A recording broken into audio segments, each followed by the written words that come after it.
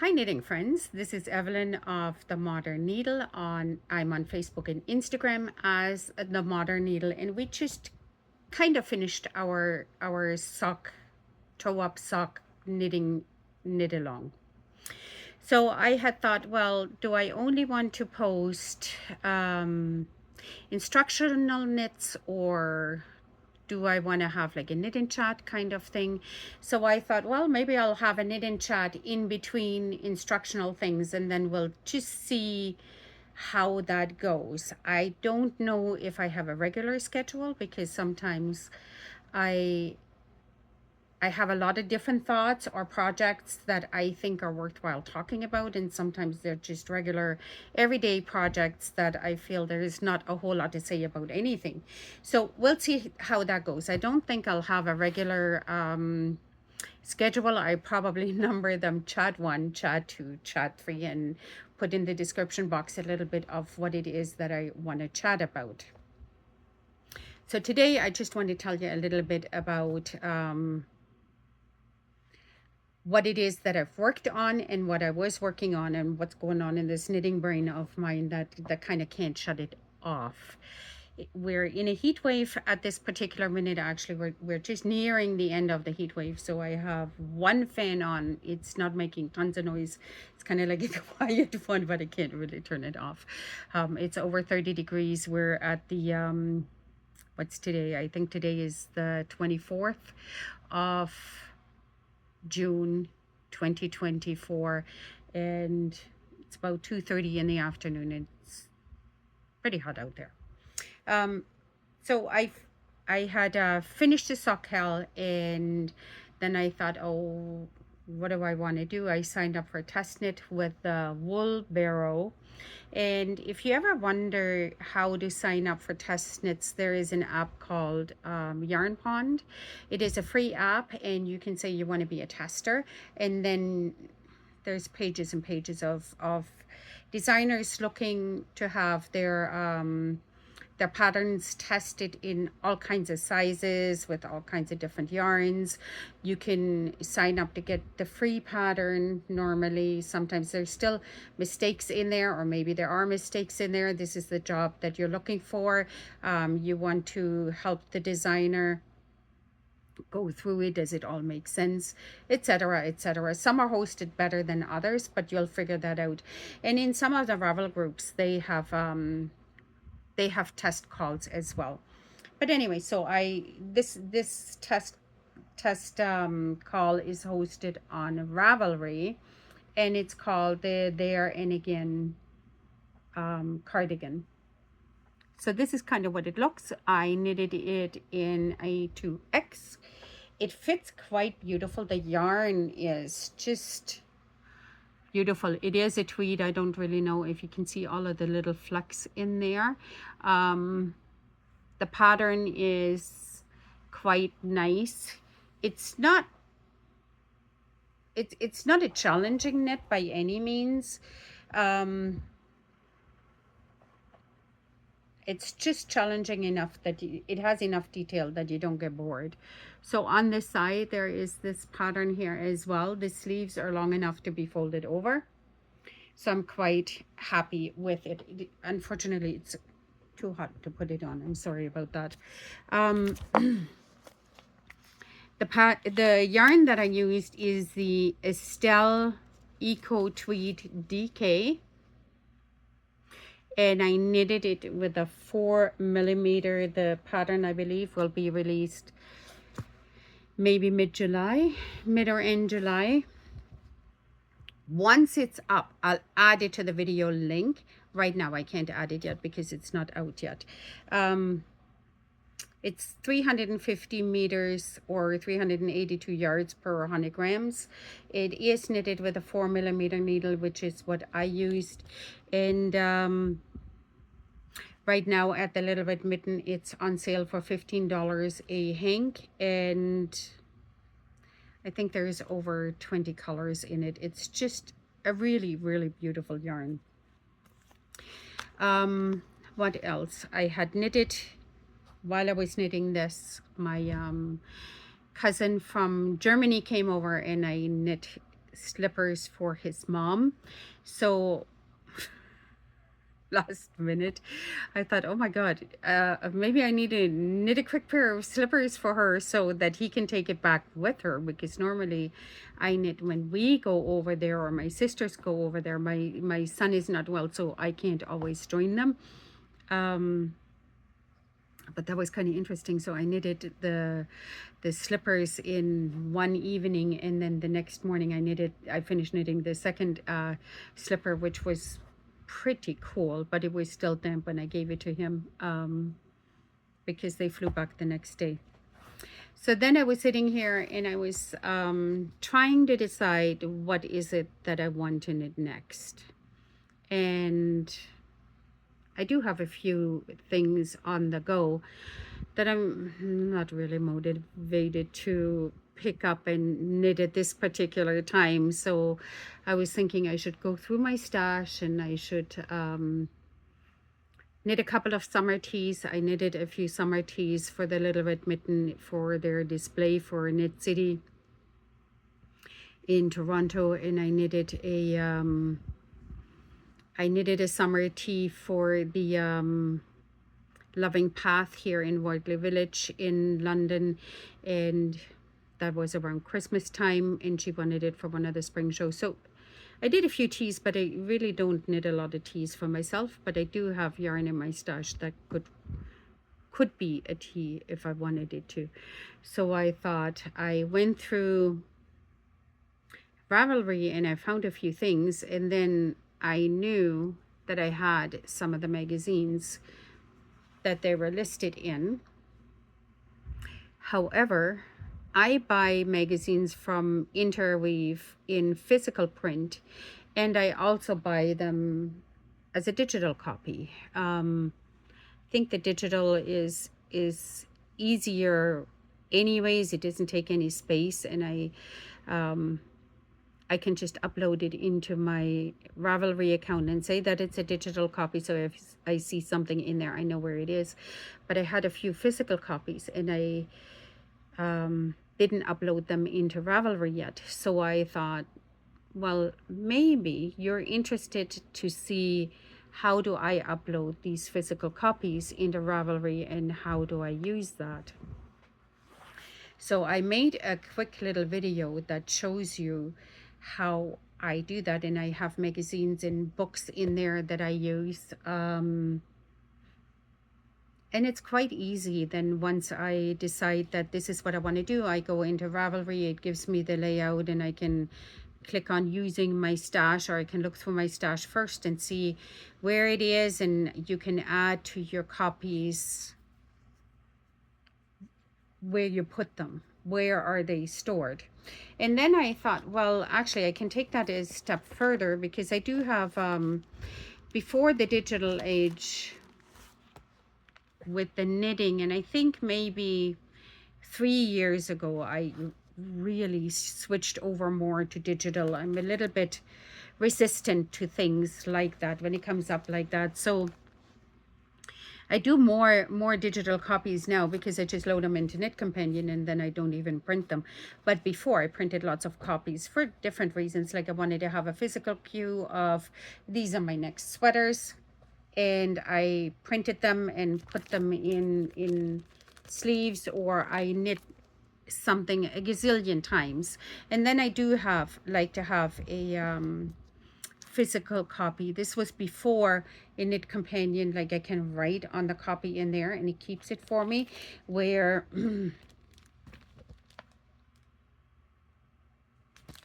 this is a little Knubelchen, and it's a little puppet that's made with sock yarn, and I play with gauge with those things all the time. I made my mom one that is like yay large, and the head is about this big. My mom is 96, and she likes soft things, but I needed to put a little bit of weight in the head so that he's actually huggable. And instead of making him with sock yarn, I used like fuzzy yarn like this, and I used a size 6 knitting needle size instead of what they use, which is a 2.25 or 2.75, whatever it is. Like in the pattern, the Knubelchen is only about this big, And I've never knit any of them that are this big. At first I started knitting them in DK, and then I had seen these yarns, and I thought, because I was knitting them for a friend of mine is a psychiatrist, and she works with all kinds of abused kids, or sexually abused, or kids that have issues or whatever. And I thought, how awesome is it if I could make them just huggable? I make them in a size that's about this big, and I make them huggable, and then you can see, and I don't have one here at the moment, but I will show it at a later time. This here is the knitted version, and actually I'll take it out of the paper so that you don't see the glare. So you can see that he has a little hat on, and if you knit it in a different gauge, in a bigger gauge, everything becomes proportionally bigger. So I will knit the face with this color here. It's a very pale gray, and I'll knit that with a 4.5, and I'll knit this guy, the body of it, with this color here because she's a little pink girl. And then I'll knit the hat. I have a little bit of blue left, but I'll give it a pink trim. Or maybe I'll do the hat with the pink as well. I don't know just yet. Maybe I'll find something with a green in it or something like that. But anyways, usually I make the hats out of leftovers, and then I just have a few hats there that I can pick from. And I make the hat a lot longer, or I did for my friend that worked with the abused kids, because if this is the head and then it has a long hat, they can pull the hat over the face to hide it, because then the kids can tell their story and not associate the story with themselves. They talk about the puppet, what he's going through and what's going on with him, and because the face is hidden, they have an easier time talking about that. So when I made the first few, and I made the hats again, all larger, but proportionally larger, and she says, you know, if you can make that hat like 3 inches longer or whatever, so that you can completely fold it over the face, that'll probably work really well for the kids. And then before I knew it, I made all kinds for her friends, and I had made my own notes on it and whatnot, because the regular one is made with sock yarn, and if you substitute that yarn, or if you substitute those numbers and you use a way bigger yarn, that thing's going to be huge. But they also have a keychain size, which is about this size here, and I think it only uses 20 stitches for the arms and 20 stitches for each leg, and 40 for the body around. So not only can you knit him in like 2.5 to 3 hours, but he'll be about this big, which is a really good size for the kid. And you just make the hat like 20 rows longer or whatever, or shorter or whatever, and the hat kind of curls around the face there a little bit. And then of course they have a crochet version of this as well. So I had printed those because I made maybe 100 of them, and I donated them to her. And I want to make one because my neighbor is getting ready to toilet train their little girl, and she is 4 and totally resisting this whole toiletry thing, but she knows when she is going pee. So I thought, well, she loves anything nice and cuddly, so I'll make her one of these, and then when she pees in the potty, she gets it, and every time she pees in the diaper, she has to give it back. She's 4, so she gets the concept of that. So we will see how that works. It'll only take me a few hours. If I start this afternoon, I'll be done by this evening, and then we'll see. It's summertime. It's the best time to train these little persons to go anywhere. But what I was thinking, and this is why I was talking about the printed copies. When I go into Ravelry and I click on, just like I showed you on the stash, I can click on, and I'll bleep that in after, I can go into a copy of my knitted copy. No, I can go into the bookshelf on my, in my notes, and I click on the pattern that I want to do, and then I can say edit and put it in the notes and say I printed this copy and it's in my magazine bin, or it's already printed, like it's ready for me to use it at any time I want to.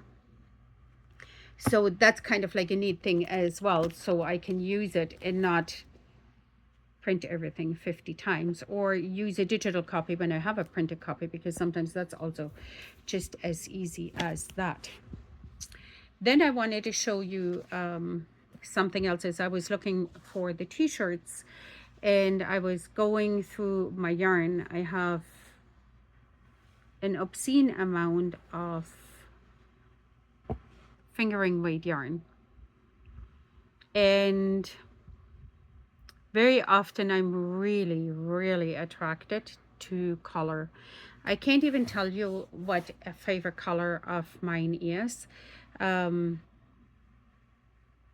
I think it used to be turquoise, or a dark purple, or like an aubergine kind of purple, or a green, but now it's all over the place because I'm also a quilter, and as you know, color is everything and it's everywhere, and I just love the new color combinations that come up and all of that.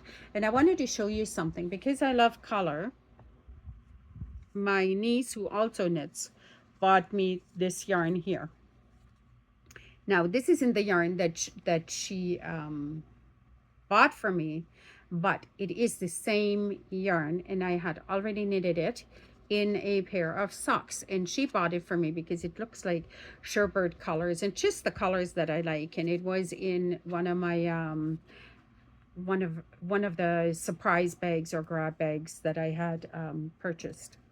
And I thought today, when I was looking at t-shirts, I thought maybe I want to fade these three here together, that would, that go from the darker blue to this guy here, and then to the lighter one, and that would be actually pretty cool.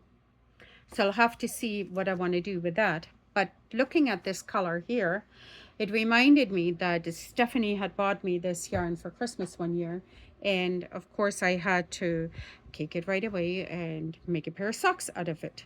But this is how the socks came out.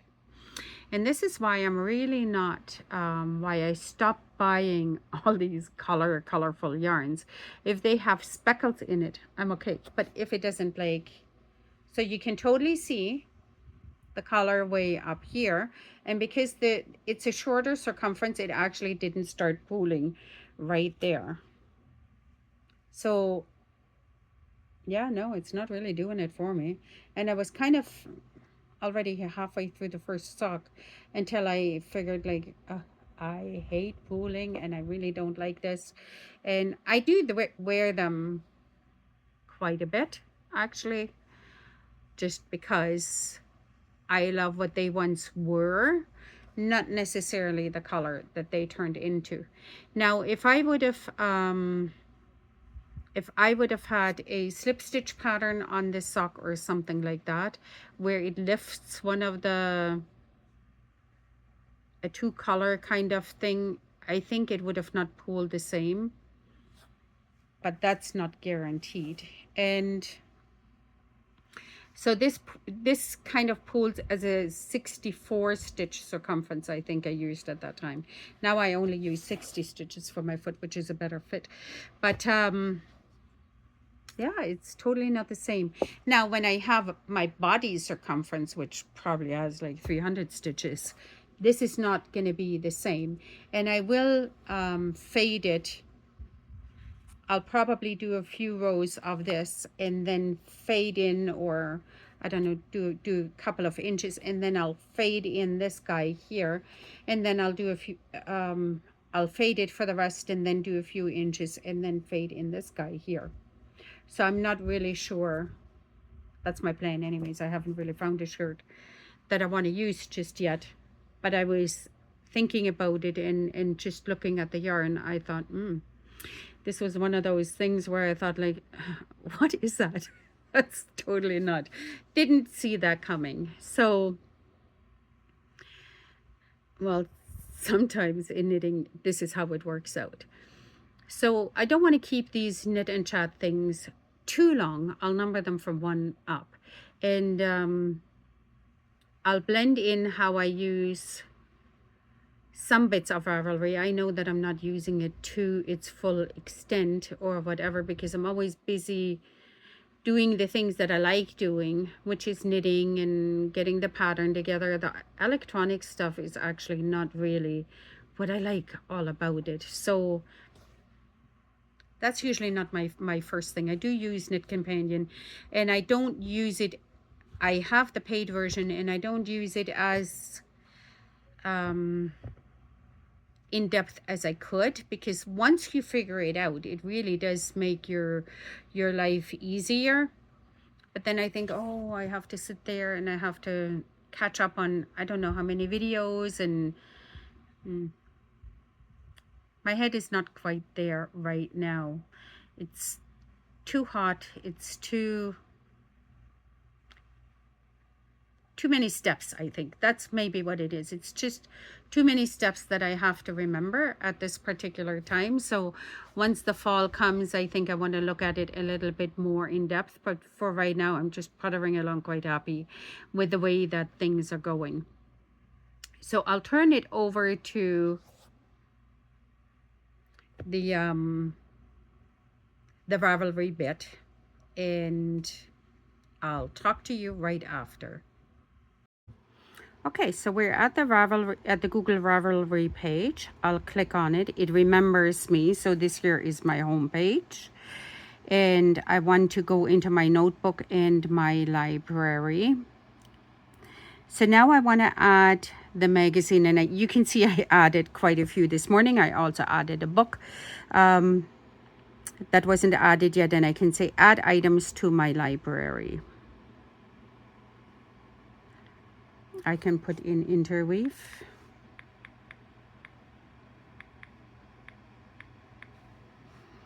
That's summer 2020. This is the magazine. Let me push that up a little bit. This is the magazine. Yes, it is. And I want to add it to my library. If you just saw that, it did it. Now I have 26 magazines in there, 30 booklets, 126 books, and 4,263 patterns. So I want to go into the magazines. I can go back through the notebook and library, but I'm already in the library, so I'm right here. So I'll open it, and once I'm at this first page here, there is an edit note button, and I can say the location. I can trade it, sell it, what my asking prices are. But for me personally, I just want to know the location. It's in my magazine bin. And I can say it's a physical copy. Whatever you put in there only needs to make sense to you, nobody else. And let's say the T on page 65. Or 61, I forget now what it is. I want to use the green cotton on the yarn shelf.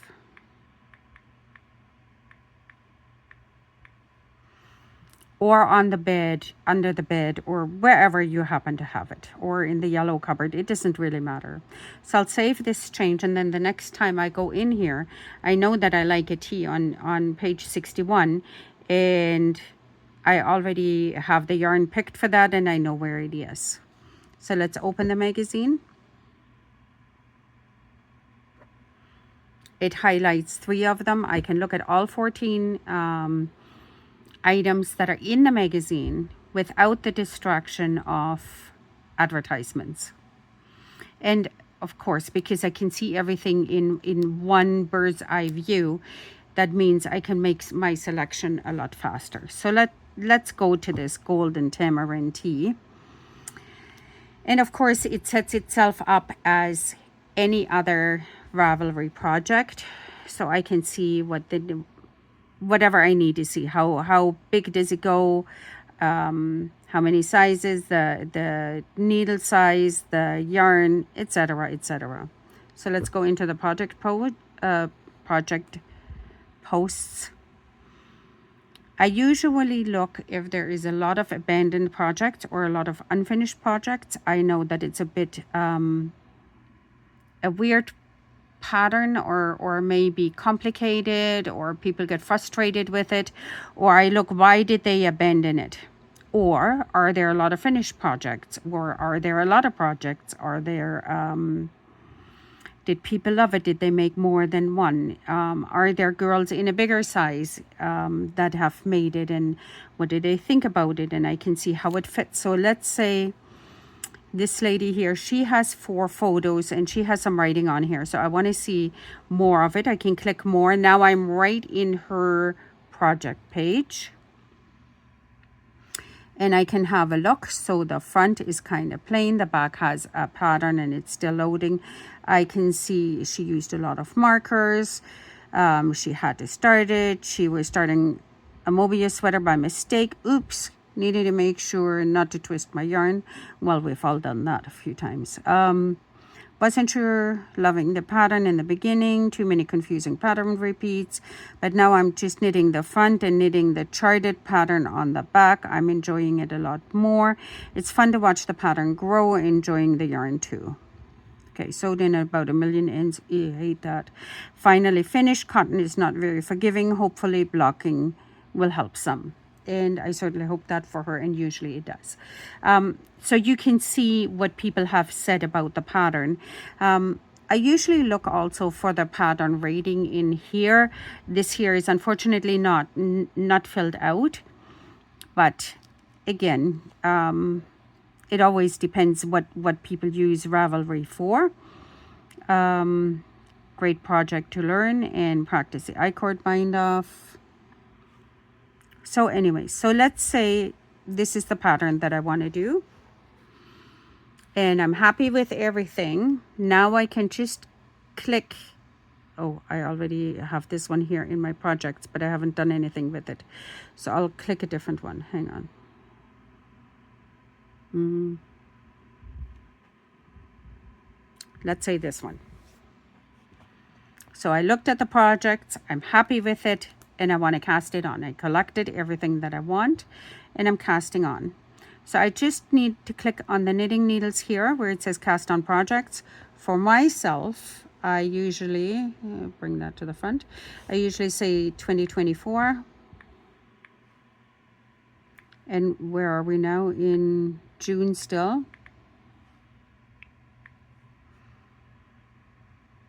And I can create this project. It'll set itself up as 2024 June Cloud Forest cover up. And it's already started for me. Now I can go into the edit and into the yarn. Here I have a choice. Do I want to use a yarn that is not in my stash or a yarn that I have uploaded into my stash? I'll say I use my stash yarn because that's smart. I can check what I have. And as you can see, I have a lot of stash and not all of it is in here. So let's say I have 1,320 yards of this Cascade 220 Sparrow. I'll use it. And it automatically added it in for me. So I didn't have to do anything there either. And the nice thing about that is that it also subtracts it from my stash. So the next time I look, if I only used half of what I had in my stash, it will subtract it. And if it uses all of it, it'll say, sorry, that yarn is gone. So let's see if I have any in there that is gone. Stash yarn. Yep, I have one that is none left. And let's click on this here for an example. and I can edit my stash again, and I can say where I have it. It's on my yarn shelf, it's under the bed, it's in a bin in the yellow cupboard in the back behind the blue stuff, or whatever it is. You can keep track of everything that you have, no matter where you put it, because very often I do sit here and I think, oh, I thought I had XYZ yarn, and I'm pretty sure I have it. But I'm in the store so much that sometimes I think, oh, did I see it in the store, or do I actually have it in my store? Because I have a lot of yarn.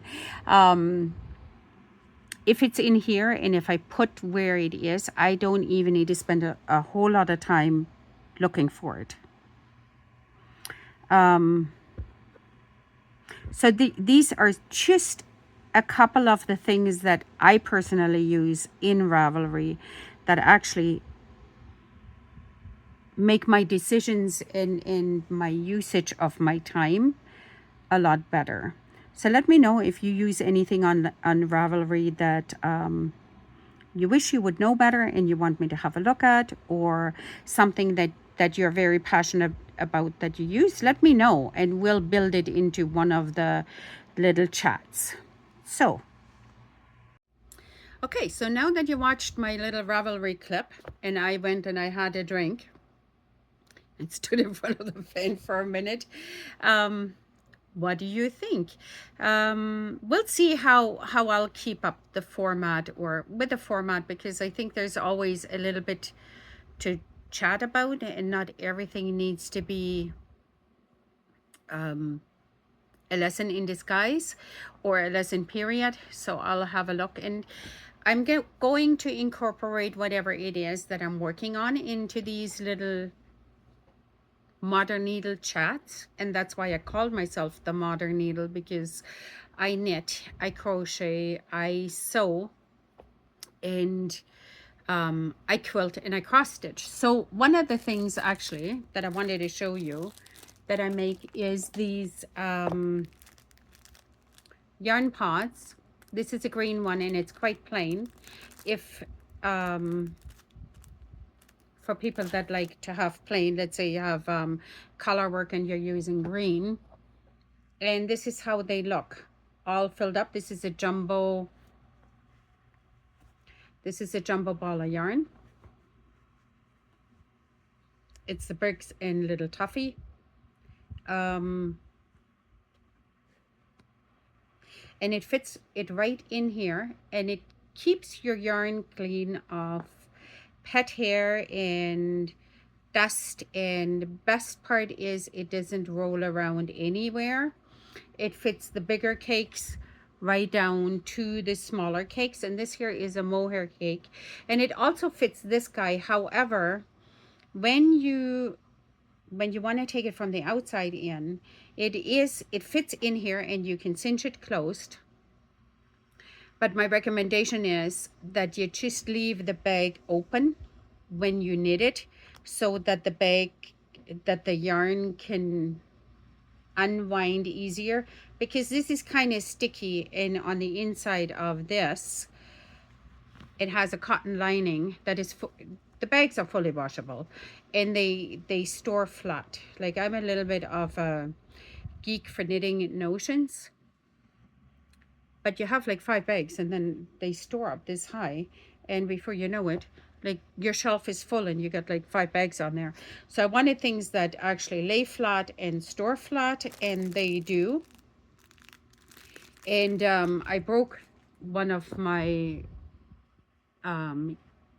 yarn bowls because it's ceramic, and I had it sitting by my chair, and I don't know, tripped against it. I don't really know what I did, but I seem to have pushed it, my foot pushed it on the side of the chair leg, and it just cracked the yarn bit where it curves to feed your yarn through, and I was kind of bummed out about that. So I thought, and they're not really portable, so I came up with these, and they're 100% portable. You just throw them in your bag. You can have 2 or 3 in there. Your yarn doesn't get messy or anything, and as they get smaller, you just cinch it closer, not a problem. And the Little Red Mitten in St. Thomas has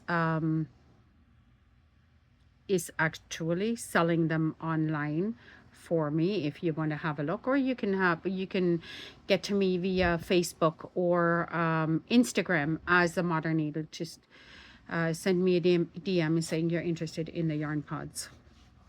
So that will be it for today. Leave me a note, a share, or a like. Comment, what do you want to see? What do you think of the new format? What should I be talking about? Otherwise, I'll just chat on about things that reverberate in my brain there.